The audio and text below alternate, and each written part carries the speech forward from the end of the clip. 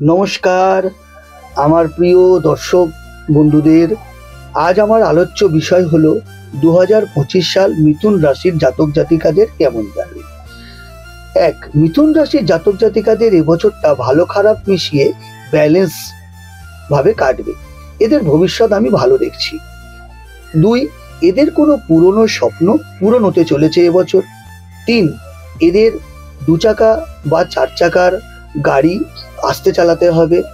4, এদের কোনো পুরনো রিলেশন বা সম্পর্ক ছেড়ে চলে যেতে পারে, কিন্তু এই সম্পর্ক চলে গেলে মিথুন রাশির পক্ষে ভীষণভাবে ভালো, কারণ যে নতুন সম্পর্ক তাদের জীবনে আসতে চলেছে তার ভবিষ্যৎ ভীষণভাবে উজ্জ্বল, এতে এদের মঙ্গল হবে।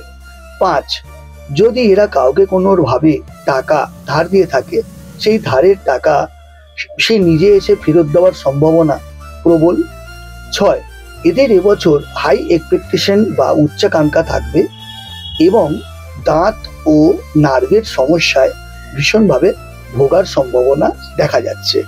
তাহলে মিথুন রাশির জাতক জাতিকারা ওভার থিঙ্কিং না করে, হাই স্পিডে ড্রাইভ না করে, প্রত্যহ হনুমান চালিসা পাঠ করে তাদের জীবন সুন্দরভাবে নিজেকে যেন পরিচালিত করে।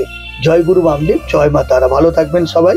আর এই ভিডিওটা ভালো লাগলে আমার চ্যানেলটা একটা লাইক শেয়ার দিয়ে দয়া করে সাবস্ক্রাইব করবেন।